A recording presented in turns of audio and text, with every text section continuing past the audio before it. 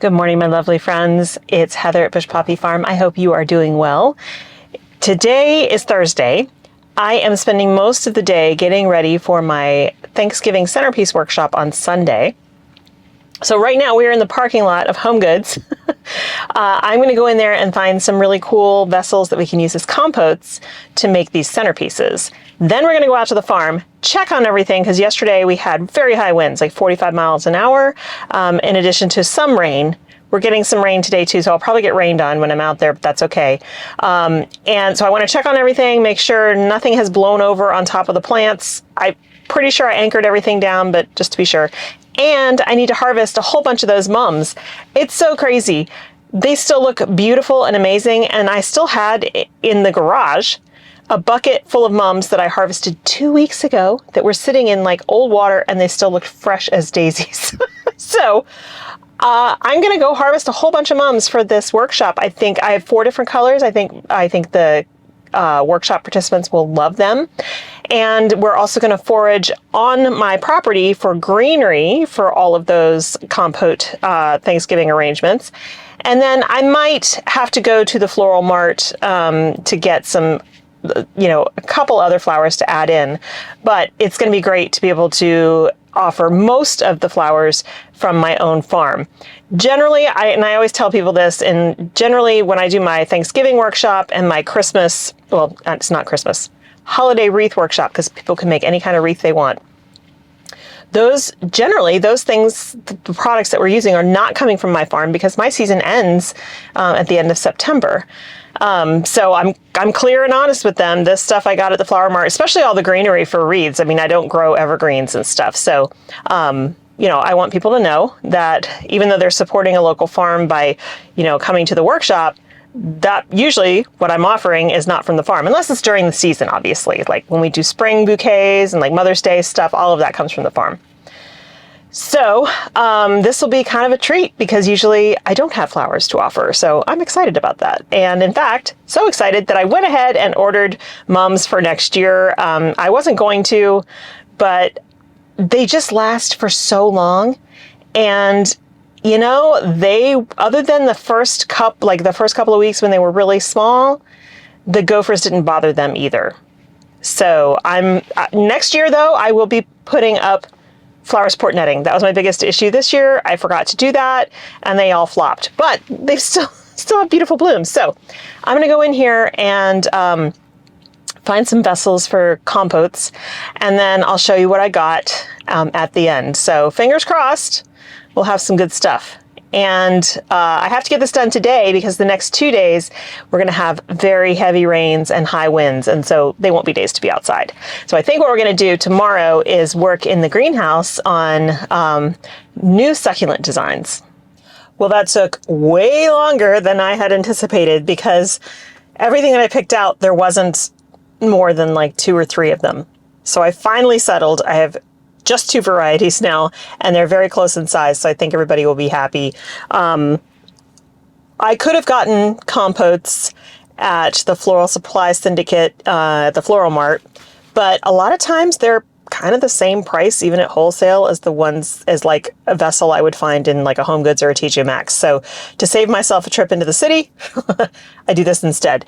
And I think these are pretty, and they'll be great for a centerpiece for Thanksgiving. So here's my 2 options. I've got this one here, which is gold lined, and it's kind of plain on the outside. This is just a giant, basically, cereal bowl or a soup bowl, but it's deep enough because what I have them do is we make a cage, a little like a ball out of chicken wire, and put that in the center here and fill up with water, and then the flowers get arranged through that wire, and so that helps everything to stand up straight and they can do whatever they want. And then this is the other option here. So it's plain white with some gold decorating around the side. This one's a tiny bit bigger, but not by much. And I think everybody will be able to choose what they want, and hopefully that will be good enough. Now, I really do need to harvest, but since that took so long, it's really it's well after lunchtime and it's close to when I need to pick Aiden up. So I've come home, I'm going to drop these off, grab a quick bite to eat, go get Aiden, and then go back out to the farm. I think for the most part, the rain is like mostly done for the day. We might get a few little showers here and there, but it's not till overnight that we're going to start getting the heavy rain again. So, you know, it's a good window to go on out and get that stuff done. So we'll harvest after I have some lunch. So already we've gotten almost an inch of rain out here, and we still have, today's Thursday, it's supposed to rain through Wednesday, on and off, but tomorrow's gonna be a big storm. So I'll be interested to see how much rain we get out here on that storm. Now that I'm out here looking, I don't know how many of these are actually gonna be salvageable, but I'll dig through and get what we can get, because some from the farm is better than none from the farm. So we'll see what we can do. Now, there's just nothing here that is worthy of going into an arrangement or a bouquet or anything like that. Partly that's because, so there are some that look good, look fresh, that aren't browned on the back, but they're so waterlogged from the rain that they won't hold their shape. It's just not worth it. So I'll just do what I usually do and get flower. Well, I probably have some other flowers as well as greenery and things in my landscape already that I can get. So that'll still work. But in terms of focal flowers, that I'm gonna have to purchase, and that's okay. I'll check online when I get home and see if any of the local farms have those to purchase, because then they will be local. Even though those are a little bit more expensive, it's worth it. And otherwise, I'll just get them at the flower mart. Okay, so I've checked out here. Everything's in good shape. Nothing has blown away. I got everything weighted down with bricks and stuff. So we're gonna head home, and I am going to, since it's not raining right now, get some of the tulips that arrived planted in containers at home. Now, I still have a tray of ranunculus that need to come out here, but they're just not ready yet. So I'm gonna wait till they're a little bit more sprouted, have some more green on them, and then we'll put them in the bed that was the lily bed, but is now full of soil thanks to Mike. They'll go in there. Okay, so I have this extra pot, and I figured I'd put it to use. Those tulips arrived yesterday. There are 100 in here, and I won't fit them all in here, obviously. So we're just gonna be putting them in various pots. But we're gonna start with this one, nice big terracotta pot. This one is a double early called Foxtrot. It's really pretty. So super simple.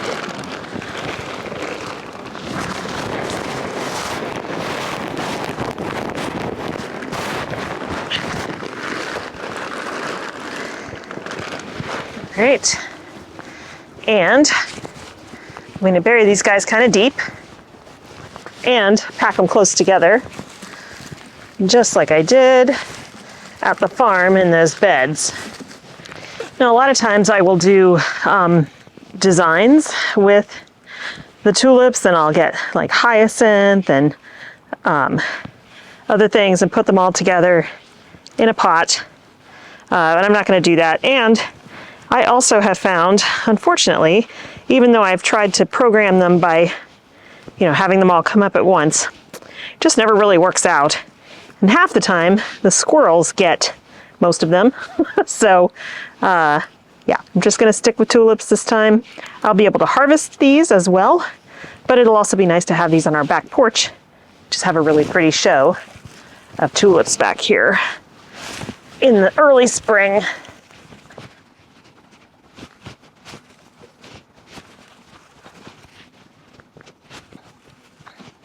Fit one more. There we go.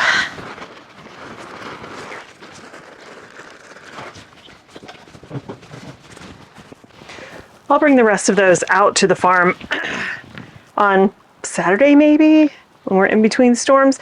Supposed to get a storm Friday, which is tomorrow, and Sunday. Saturday will still be unsettled and probably raining, but I think it'll be a little bit less. So we'll do that then. But another couple things I wanted to take care of while I'm out here, and it's not currently pouring, involves these. So I need to do some cutting back. This is a limelight hydrangea. You can see some of the dried blooms still sitting on there. Now, this type of hydrangea, You can cut back all the way, you know, like cut them real short. I leave about a foot and that's it. And they will come back next year and bloom with nice, beautiful flowers for you. This kind of hydrangea, this is a macrophylla hydrangea or a mop head. So it's not a panicle like the other ones. Look at this beautiful fall color. This one, if you cut it all the way back like that, you'll get 0 flowers next year because this one blooms on old wood. So you see this here, I did not cut last year. It needs to get cut now. And you can see this is new. It just grew this year. That in the middle there is going to be a flower. Same with this. So I'd be very strategic and just cut back the stems that currently have flowers. And then, because those are done, they won't ever flower again. And then the plant will produce flowers on these new stems that it just grew this year. So I'm going to get these guys all cut back and ready, because the thing is, now it's possible that these will suffer from frost this winter and we'll lose them anyway and it'll just put out new stems. But if that happens, then we won't have any flowers next year. This one, on the other hand, the limelight, they can come back from little sticks.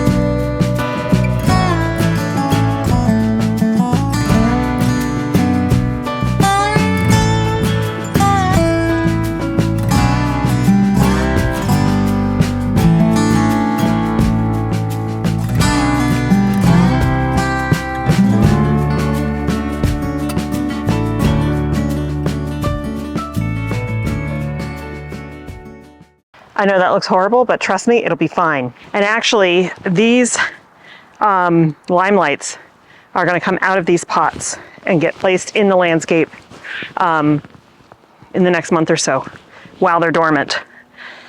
Because they're just getting a little too big for these pots. They did great the first couple of years, produced a ton of stems. This year, they didn't produce very many.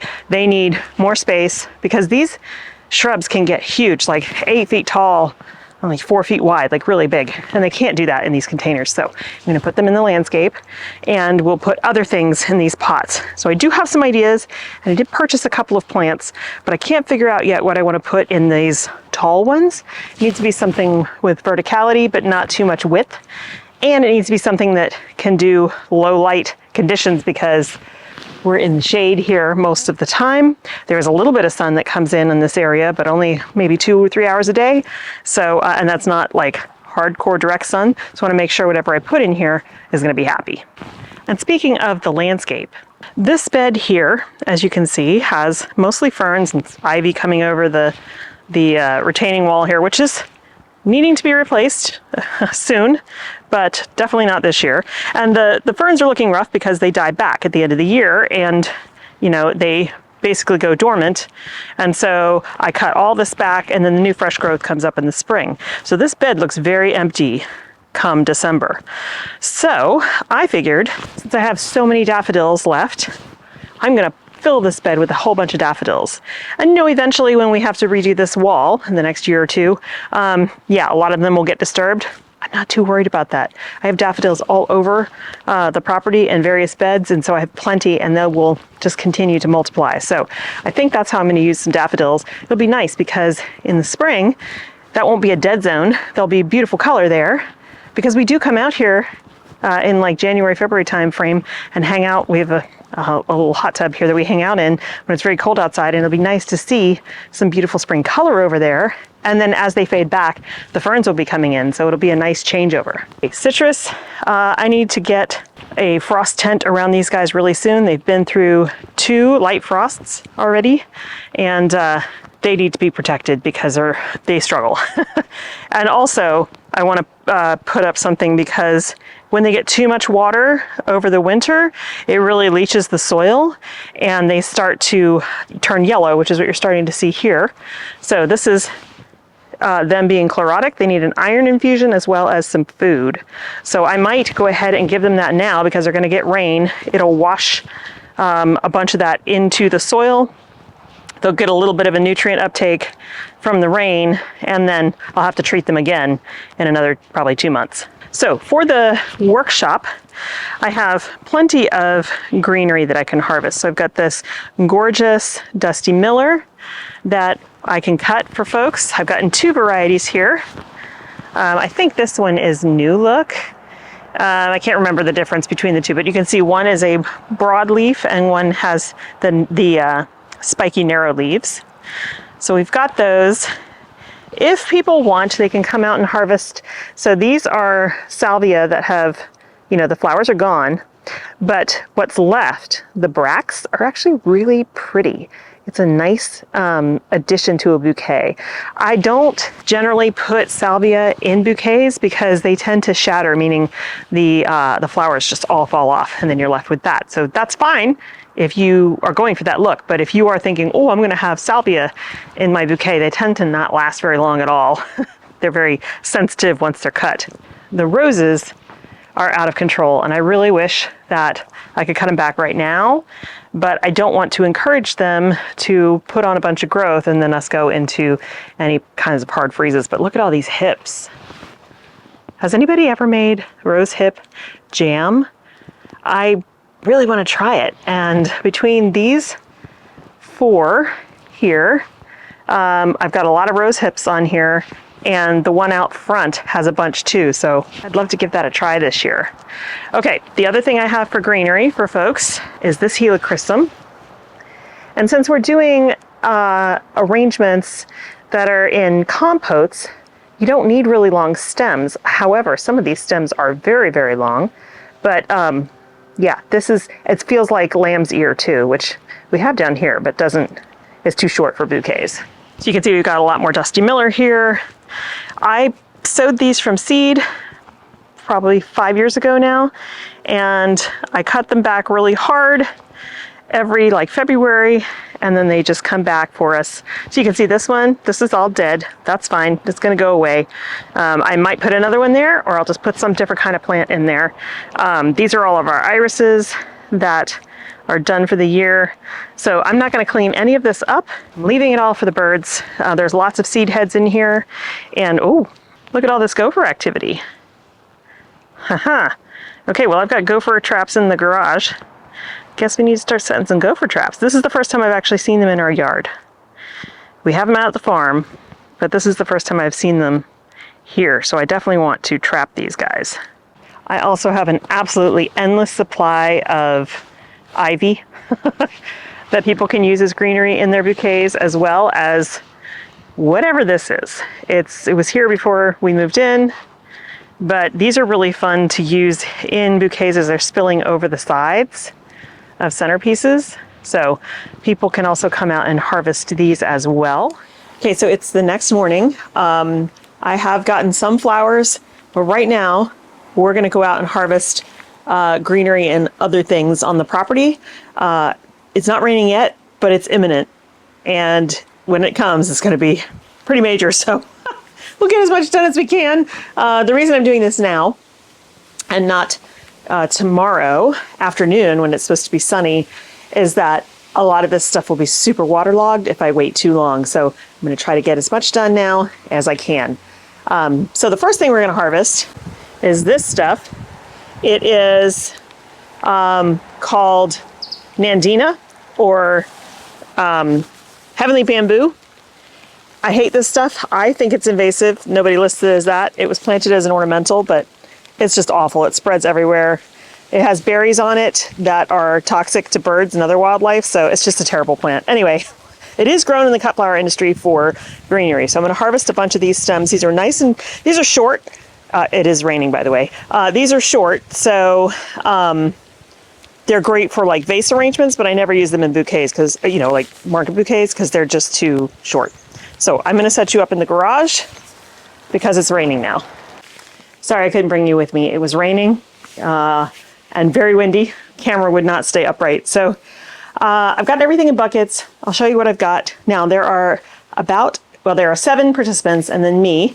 So it's a nice small group.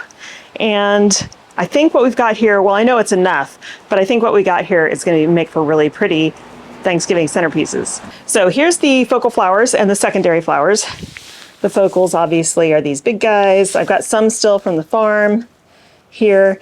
And then the secondary flowers are the smaller ones, but there's plenty here. Generally, I tell people, well, I always tell them to work in odds, but I tell them for focal flowers, for this kind of size of arrangement, 3 to 5. 5 is a lot, but depending on how full you want your arrangement.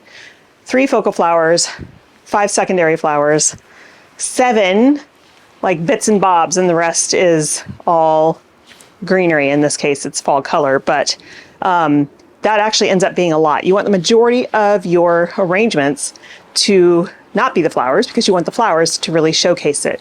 Now, there are plenty of arrangements out there that are just solid flowers with no greenery or anything, and you can totally do that. But I think for Thanksgiving centerpieces, I like kind of that wild, whimsical feel where it's not just a dome of flowers. I like to have lots of other items in there. So let me show you what those other items are. Okay, so we've got a collection here. Now, I did not grow these, obviously.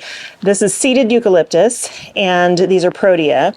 They're pretty expensive, but I think just one in an arrangement makes a beautiful statement. And then this is solidago, which I can grow, but it's too late in the season for that. Then, of course, here we've got Nandina. Now, you see how big these stems are. So basically, people will be picking off, maybe even getting rid of this and just sticking this stem in. So it's a lot of picking at this, but it's got these really cool leftover seed heads from the berries that are a nice, airy architectural piece for the arrangements. And then over here, we have a collection of cuttings from a bunch of our Japanese maples. We've got more cotoneaster in here, lots and lots of stems of that, and a bunch of stems of this gorgeous azalea. Not all of my azaleas get fall color, but look at that. It's airy, there are tiny leaves, just really, really pretty. And that particular azalea needed to be trimmed anyway. So, all right, so those are the pieces for this centerpiece workshop.